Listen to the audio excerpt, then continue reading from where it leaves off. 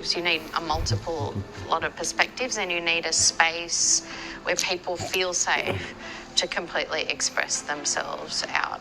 There are really only two things a peace builder does. You build hope and you build trust. Because with hope, people will act. Because there is a future. And then you build trust. Why? Because with trust, people will act together. One of the secret of the success of the peace process in Mindanao, the communities are very much invested in the peace process. There are people who will not give up and who will not stop until they are really able to address and deliver the peace that we want.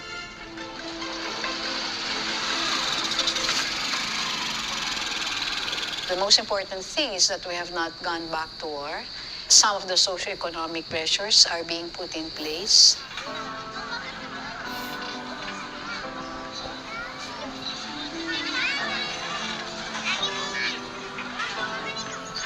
What we achieve right now is not given to our people in silver platter. We pay this with our blood, with our tears, and with our perspiration. I love the Philippines. This is my country. I was born here. I will die here, inshallah.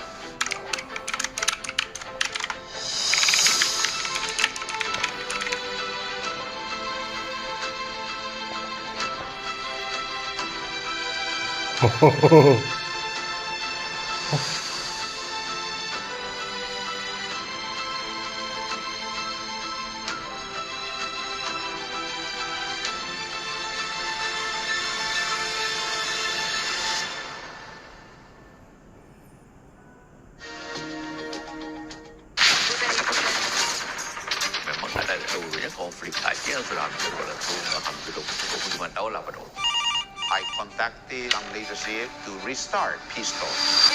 Pak Yusuf Kalla told me, Hamid, these two issues, no negotiation. I'm writing a press release to announce the failure of the peace process, and I just thought, hang on, why can't we get across the line with this?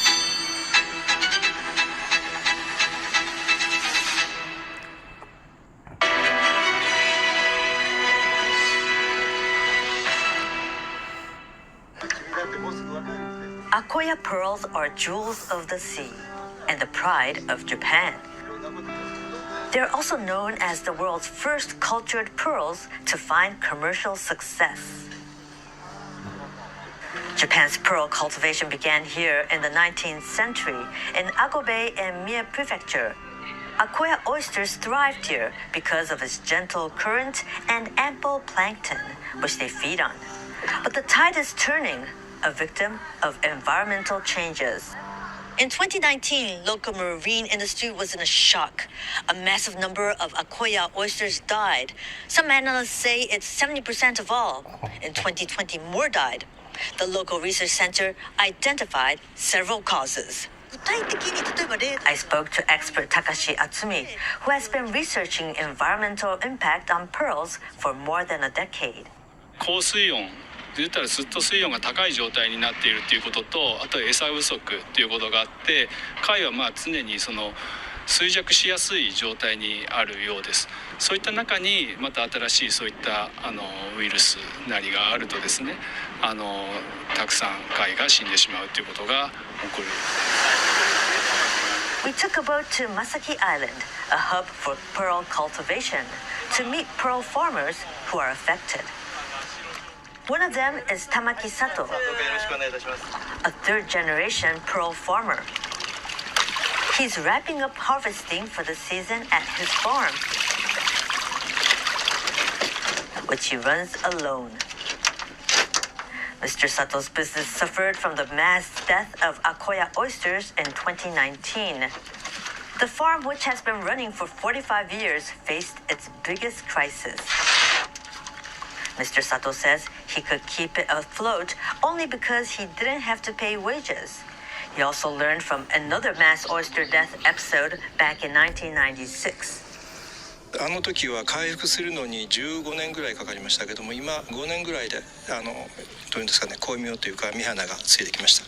できるだけどういうんですかね、アコヤ貝を健やかに優しく育てるっていう方向の方がなんか正しいような気がします。Ago-based pearl farms work with marine researchers who monitor changes in environmental conditions that could affect Akoya oysters.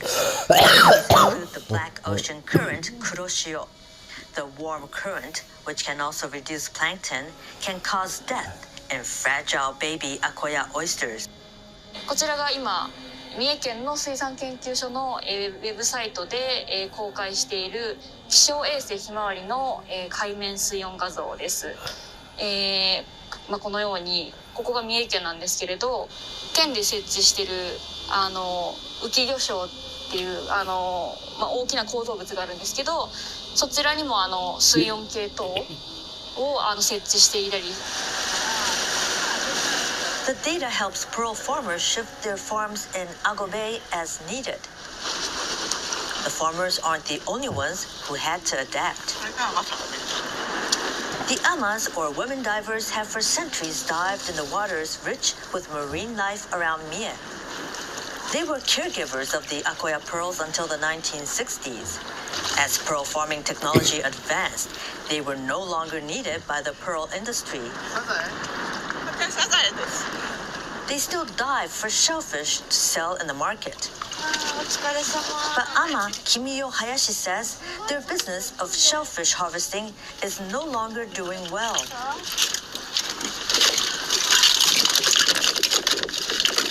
昔と全然海の中が変わってきまして、地球温暖化で毎年海水温が高くなってきてるし、アワビとかサザエが食べる海藻類が生えなくなってきてる、餌がなくなってきてる。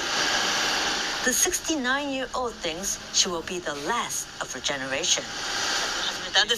The number of amas in Mie Prefecture has shrunk from more than 4,000 in the 1970s to just above 500, according to a local survey. もうね、若い人がね入ってきても海女さんで生活できないんで、今はもう海女を辞めて他の仕事に就いてる若い人たちが多いんですよ。As traditions like amas slowly fade, so too are businesses with century-long histories. Kashikoshima is the largest island on Ago Bay, known for its established jewelers selling pearl accessories. But many of their owners are getting on in years. As prospects in Ago Bay's pearl industry dwindle, younger folks are moving to the big cities to find work. Naoto Yoshimori is the third-generation owner of a pearl shop, but the family business may end with him, as his children are not keen to take over the store. 業界もだんだんやっぱり人が少なくなってるのは少なくなってますかね。男の子は2人いるんですけど、今はそれぞれ別々の道を進んでるんで、あともうちょっと自分が頑張って、その後に帰ってくるなりしたら、一生懸命じゃなくてもちょっと片手間にやってもらえてもいいかな。On Masaki Island, there used to be 1,000 people working in the pearl industry. Today, there are only 40, many of them elderly. Ago Bay now has far fewer pearl farms than it used to have, but those who remain in the industry tell me they enjoy their job and hope to continue for as long as they can.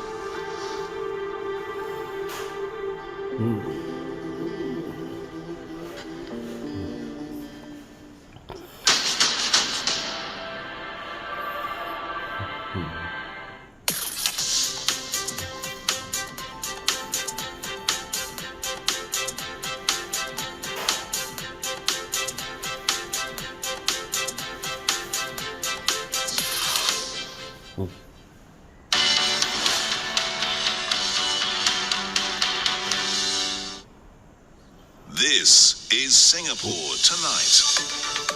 Good evening, I'm Jill Newbronner. Here are tonight's top stories.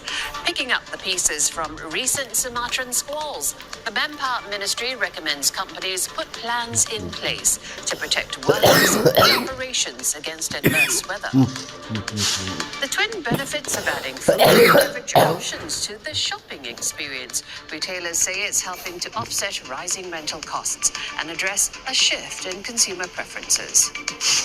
Also tonight, rising number of spectators cheer on the winner of the Singapore Grand Prix with early bird tickets for next year's race sold out in just 2 days.